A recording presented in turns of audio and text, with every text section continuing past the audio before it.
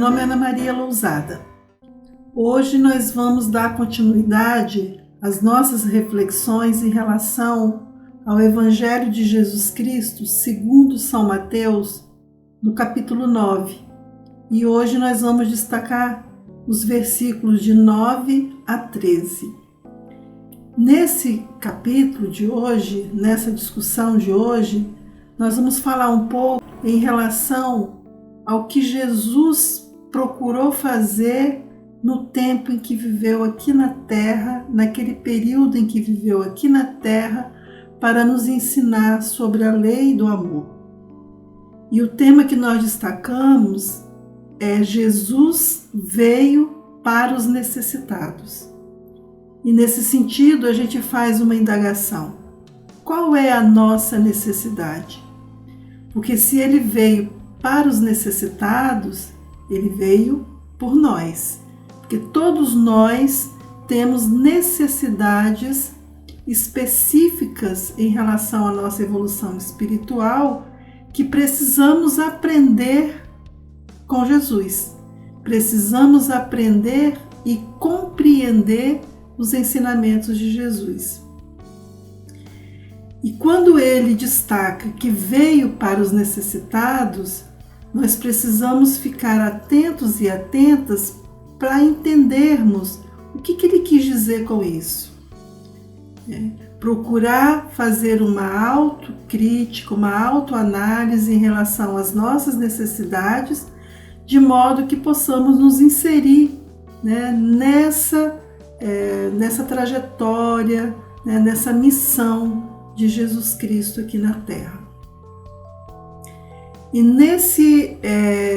nesse capítulo, mais especificamente nos versículos de 9 a 13, a gente já pode começar destacando que Jesus, passando adiante dali, na caminhada que ele fazia, no percurso que ele estava fazendo, interagindo com as pessoas, curando as pessoas, trazendo boas mensagens para as pessoas, ele viu alguém sentado perto da alfândega, alguém sentado perto da coletoria. Tinha ali um homem chamado Mateus. E aí Jesus disse para ele: segue-me. E ele levantou e seguiu Jesus. Então, quando Jesus destaca, segue-me, Jesus deve ter observado, deve ter percebido que aquele homem sentado estava meio que desanimado e, ao mesmo tempo, estava curioso, observando, tentando entender o que estava acontecendo. E como Jesus tinha o poder de interagir com as pessoas, independente se as pessoas estivessem ao seu lado, ele entendia o que a pessoa estava sentindo, ele entendia o que a pessoa estava pensando, e aí ele foi tocado, e percebeu e sentiu que deveria convidar aquele homem chamado Mateus para segui-lo.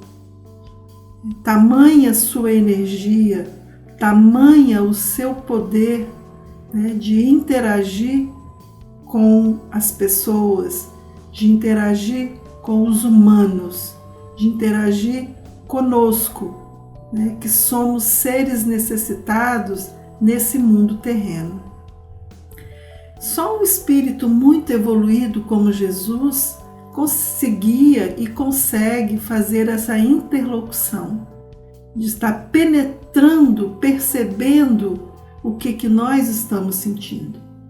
Então aqui fica muito forte para a gente que nós, aqui estamos, nós temos essa interação com Jesus. Jesus interage conosco o tempo inteiro e nos chama para segui-lo, porque ele lê os nossos pensamentos, ele compreende os nossos sentimentos. E nós precisamos estar com ouvidos atentos para podermos escutar quando ele está nos chamando. E a gente pode destacar que ele nos chama o tempo todo. Ele nos faz esse convite o tempo inteiro. Ele nos dá diferentes pistas e a gente às vezes não consegue entender. Então essa passagem aqui fica para a gente muito clara essa questão, que Jesus está nos chamando. Segue-me. E nós devemos levantar e segui-lo. Precisamos deixar o desânimo de lado e segui-lo. E aí aconteceu que, estando ele em casa sentado à mesa, estando Jesus já em casa sentado à mesa, chegaram muitos publicanos e pecadores e sentaram-se juntamente com Jesus e seus discípulos. E aí a gente precisa aqui estar compreendendo o que significa publicanos e o que significa pecadores. Os publicanos eram os cobradores de impostos em favor dos romanos.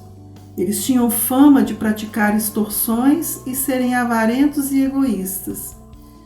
Os publicanos eram odiados pelos judeus, porque eram considerados traidores do seu próprio povo por trabalharem para os romanos. Por isso eram mal vistos em relação às questões religiosas.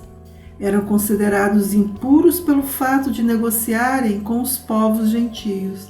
Daí a orientação dos rabinos de que os fiéis não podiam sentar-se à mesa com eles, não podiam ter contato social com os publicanos.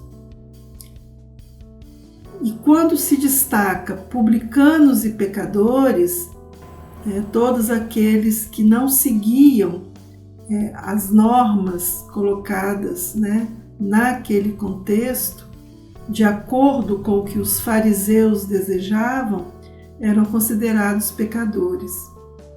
E aí o que significa fariseus? Os fariseus eram membros de um grupo religioso que frequentemente entrava em conflito com Jesus Cristo por causa de sua interpretação da lei.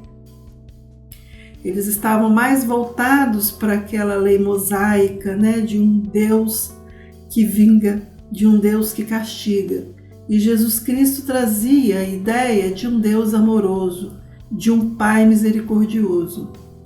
E aí esse nome fariseu é interpretado como sendo um grupo separado, porque eles se separavam da sociedade para estudar e ensinar a lei de Moisés de forma bastante rígida, e por considerarem que as pessoas comuns eram impuras. Então, aquelas pessoas comuns, na visão dos fariseus, eram os pecadores, e os publicanos também pecadores. Então, quando lá no Evangelho de Mateus, no Evangelho de Jesus Cristo, segundo Mateus, coloca, e aconteceu que, estando ele em casa, sentado à mesa, chegaram muitos publicanos e pecadores e sentaram-se juntamente com Jesus e seus discípulos. Então chegaram esses cobradores de impostos e as pessoas comuns, que eram consideradas pelos fariseus de pecadores. E aí no Evangelho continua dizendo: e os fariseus, vendo isto, disseram aos seus discípulos: por que come o vosso mestre com os publicanos e pecadores? Então os fariseus, que queriam, que buscavam sempre uma contradição nas questões que Jesus pregava, logo levantaram essa questão. Por que o mestre está sentado com os publicanos e pecadores? Como é que pode se misturar? Uma pessoa do bem, uma pessoa de Deus não se mistura. E aí Jesus, ouvindo, porque Jesus, independente de ter ouvido, ele lia os pensamentos, ele sabia o que as pessoas estavam pensando. A gente precisa lembrar aqui que Jesus, um espírito evoluído, que não precisava mais estar aqui nesse mundo encarnado, mas veio com a missão de nos ensinar a lei de amor, destaca, né, para os fariseus, para os publicanos, para os pecadores, né, e para os discípulos, para todos que estavam ali, dizendo que não necessitam de médico os sãos, mas sim os doentes. Então, se ele estava ali, né, procurando interagir com todos que ali estavam presentes, é porque todos são necessitados, né? Não tinha ninguém ali que não demonstrasse uma real necessidade. E aí demonstra aqui que ele veio a esse mundo porque nós estávamos e estamos precisando dos seus ensinamentos. Se a gente for analisar, né, conforme essas questões colocadas ali, nós somos esses doentes, né, doentes da alma, que precisamos da orientação de Jesus. Precisamos estar com Jesus, sentar à mesa com Jesus.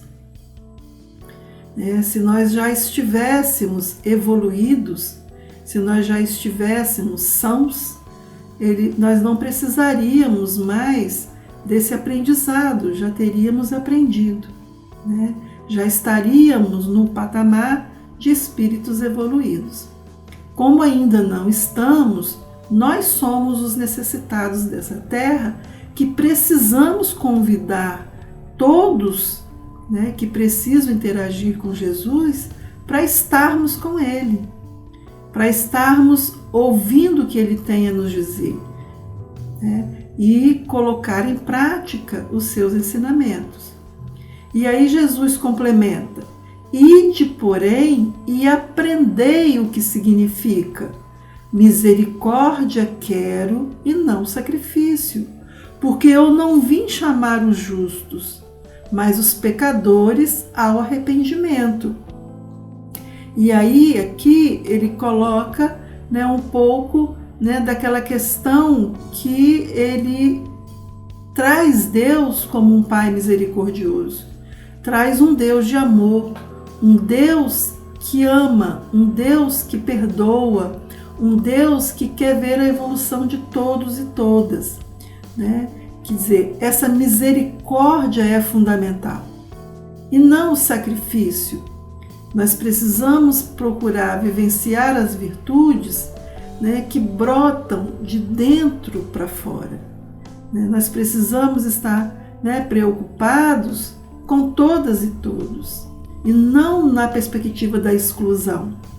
Porque naquele momento, quando se pensava, né, em trazer a lei mosaica, né, como a lei, né, primeira, né, como a primordial, naquela visão dos fariseus se excluía. Então aquelas pessoas que não pensavam como eles eram excluídas. Então aí nesse sentido, Jesus trouxe, né, esses ensinamentos para nos dizer da importância da inclusão. Se eu quero trazer, né, como conceito um Deus misericordioso, um Deus que é Pai amoroso e que gostaria de nos ver, de ver todos os seus filhos evoluindo espiritualmente, então quem está nessa missão de trazer a palavra divina precisa ir ao encontro desses necessitados, precisa ir ao encontro de todas e todos, sem julgamento, sem nenhum milindre, né? Sem relação de poder no sentido de se sentir melhor, sem orgulho, sem vaidade. E aí nesse sentido, quando ele destaca, eu não vim chamar os justos, né, mas os pecadores ao arrependimento. E aí os pecadores, quando ele destaca, é no sentido de que naquele momento se compreendia, né, todas as análises, todas as orientações religiosas a partir do princípio do pecado. Mas como nós falamos na reflexão anterior que o pecado não existe, a gente pode estar interpretando aqui que ele veio nos trazer, né, a boa nova, ele veio nos ensinar sobre a importância da nossa responsabilidade e que nós precisamos reconhecer aonde erramos. Então, esse arrependimento que Jesus coloca aqui seria aquela autoanálise, aquela autocrítica na perspectiva de uma consciência crítica sobre o que andamos fazendo que não confere com a lei de amor. O que nós estamos fazendo em nosso cotidiano que nós precisamos redimensionar? Então, nós somos esses necessitados que temos responsabilidade com a nossa evolução espiritual e precisamos fazer a nossa reforma íntima. E fazer essa reforma íntima no sentido de estarmos verificando onde estamos errando para amanhã ou para daqui a pouco começarmos a acertar. E não ficarmos presos ao sentido de pecado e de arrependimento, né? Minha culpa, minha máxima culpa. A gente sair dessa energia negativa, né, que traz o conceito de pecado e arrependimento para uma energia que evolui, para uma energia que nos impulsiona para frente, que faz a gente cultivar as sementes do bem que estão plantadas em nós. Então nós somos os necessitados em relação àquelas pessoas que precisam aprender a cultivar as sementes do bem que estão plantadas dentro do nosso coração. Então, por isso Jesus coloca que nós precisamos nos reconhecer enquanto seres em processo, enquanto seres, né, numa caminhada evolutiva. E aí a gente fez a pergunta inicial e a gente repete aqui. Qual é a nossa necessidade? O que nós estamos precisando realizar em nosso cotidiano no sentido de estarmos sentados à mesa com Jesus Cristo?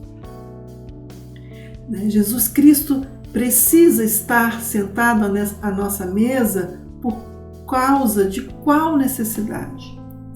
Ou quais são as nossas necessidades? E aí, se a gente procura compreender essas necessidades e colocá-las sobre a mesa, nós vamos com certeza ter a ajuda, né, de Jesus, né, conforme os seus ensinamentos, para que possamos de fato fazer igual Mateus, nos levantarmos e segui-lo. E quando a gente está seguindo Jesus, a gente consegue descobrir as nossas necessidades, as nossas reais necessidades, aquelas necessidades que seriam, né, a construção da nossa felicidade, né, de estarmos construindo tesouros celestiais, a necessidade, né, de vivermos uma vida digna em prol da nossa evolução espiritual. Então, por isso, nós podemos destacar que a misericórdia é fundamental, né, o auto-perdão é fundamental, né, a análise crítica em relação à nossa vida cotidiana é fundamental, e não o sacrifício, e não a autopunição, nem a autopiedade, mas o sacrifício no sentido puro da palavra seria o quê? A nossa responsabilidade em relação à nossa evolução, em relação à nossa vida aqui nesse plano terreno, com vistas à nossa melhoria, para que a gente possa, sim, nos inserirmos cada vez mais num processo que vai nos agraciando, né, com esses bens divinos, né, que não são os bens materiais, mas são os bens da nossa alma, né, da evolução da nossa alma. Então hoje, né, nessa reflexão de hoje, na qual intitulamos de reflexão diária, nós podemos dizer que nós precisamos ouvir com ouvidos, né, de ouvir, escutar com ouvidos de ouvir o que Jesus tem nos falado, né, o chamamento que Ele tem nos feito para estarmos seguindo os seus ensinamentos, colocando em prática os seus ensinamentos, né, fazendo valer em nosso cotidiano os princípios da lei do amor. Que assim seja.